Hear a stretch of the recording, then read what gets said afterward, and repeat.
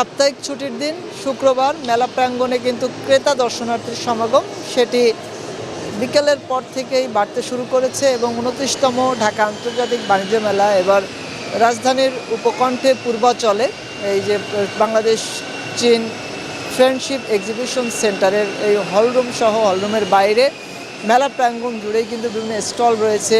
বিদেশি দেশি বিক্রেতারা তাদের পণ্য নিয়ে আসলে মেলা প্রাঙ্গণ সাজিয়েছেন এবং আমি যে জায়গাটিতে রয়েছি এখানেও কিন্তু বিভিন্ন স্টল রয়েছে, বিভিন্ন ফার্নিচারের স্টল রয়েছে। আপনাদের দেখানোর চেষ্টা করবো এখানে প্রতি বছরের ন্যায় কিন্তু এবার আজ তৃতীয় দিনও কিন্তু মেলা প্রাঙ্গণে ক্রেতা দর্শনার্থীর সমাগম হয়েছে এবং তারা আসছেন তাদের পছন্দের পণ্য কিনতে।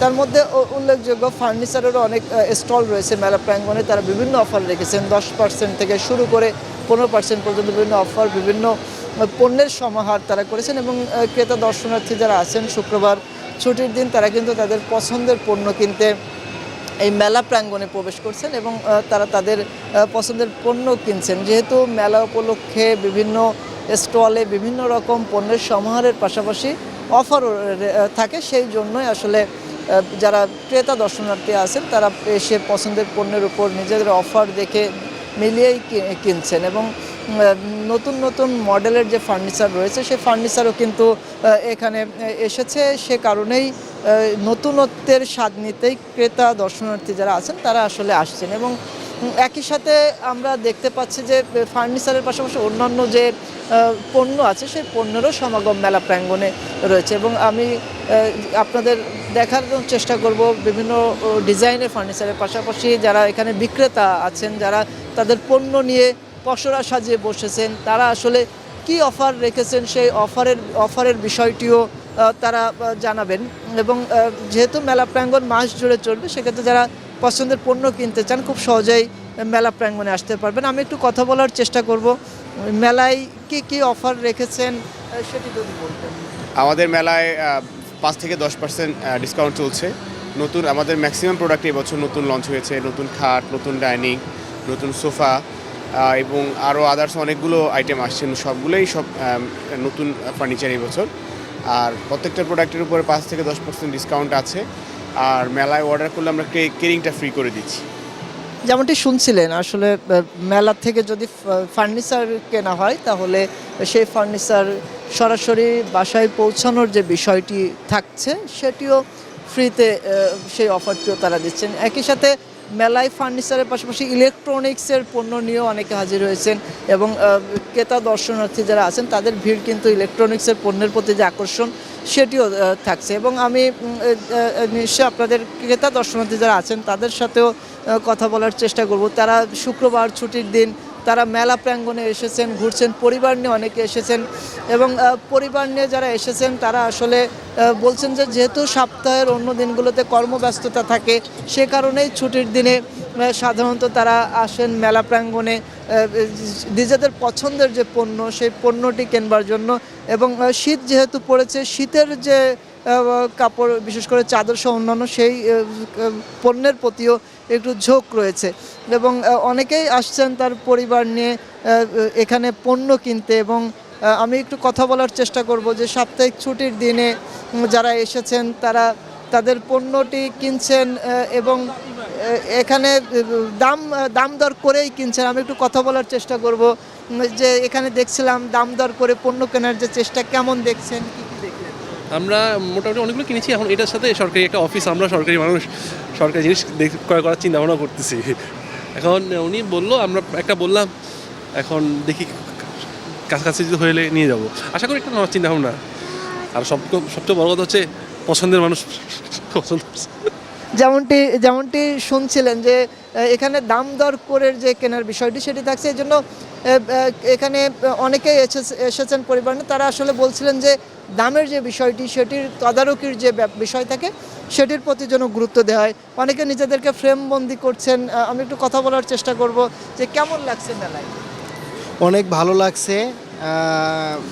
এক্স্যাক্টলি এত সুন্দর একটা পরিবেশ আর এই মুহূর্তের জন্য একটা আনন্দের বিষয়।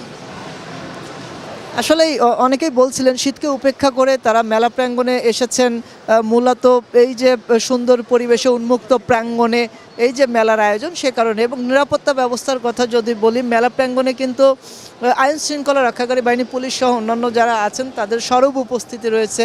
মেলা প্রাঙ্গণে 300 ফিট যে সড়ক হয়ে মেলা প্রাঙ্গণের প্রবেশ পথ, এই প্রবেশ পথ সহ সব জায়গায় ট্রাফিক নিয়ন্ত্রণ সহ অন্যান্য যে বিষয়টি রয়েছে সেটি কিন্তু তদারকি জোরদার রয়েছে। এবং এখানে সড়কের যে বিষয়টি রয়েছে, মেলা প্রাঙ্গণের সম্মুখ সড়কটি সেটি সংস্কারের কাজও চলছে।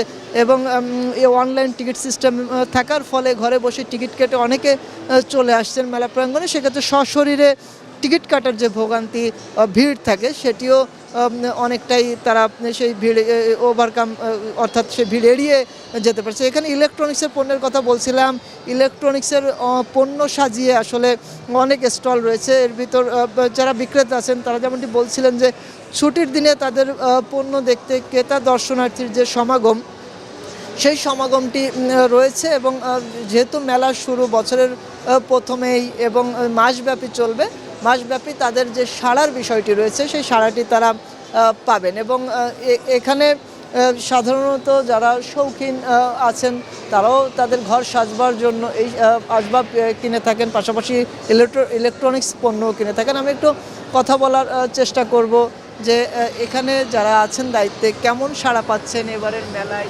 আপনার ইলেকট্রনিক্স পণ্যে? জি, ইনশাল্লাহ অবশ্যই সাড়া পাচ্ছি ভালো। এবং বাণিজ্য মেলায় এখন শুরুতেই অনেক লোক আসছে, আগামীতে আরও আসবে আশা করছি।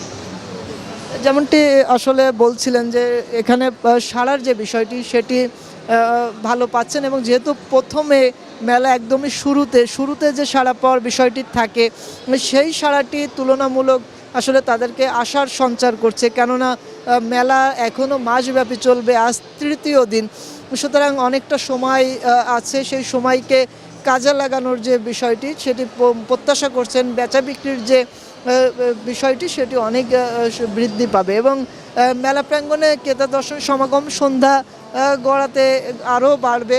এবং এখন কিন্তু আমি যে জায়গাটিতে রয়েছি, Bangladesh China friendship exhibition centre যে হল রুমটা, এখানে কিন্তু ক্রেতা দর্শনার্থীর সমাগম যেটি সেটি সকালের তুলনায় অনেক বেশি বাড়ছে। এবং আরেকটি বিষয়, যারা মেলায় আসতে চান তাদের জন্য জানিয়ে রাখি, মেলা প্রাঙ্গণে আসবার জন্য রাজধানী থেকে কুড়িল এবং খামারবাড়ি ফার্মগেট, সেখান থেকে বিআরটিসির শাটল সার্ভিস রয়েছে। তো যারা পরিকল্পনা করছেন বাণিজ্য মেলা ঘুরতে আসবেন ছুটির দিনে, তারা সহজেই এই শাটল সার্ভিসের মাধ্যমে কিন্তু মেলা প্রাঙ্গণে আসতে পারবেন। এবং আসবাবপত্র, ফার্নিচার, ইলেকট্রনিক্স পণ্য, গৃহস্থলীর পণ্য এবং শীতের কাপড়ও কেনবার জন্য এই মেলা প্রাঙ্গণে আসতে পারেন। এবং বিভিন্ন অফার যেহেতু থাকছে, সেক্ষেত্রে পছন্দের পণ্যটি খুব সহজেই কিনতে পারবেন। তো সব কিছু মিলে ঢাকা আন্তর্জাতিক বাণিজ্য মেলা 29তম আসর বছরের শুরুতে শুরু হওয়ার কারণে মাসব্যাপী চলবে।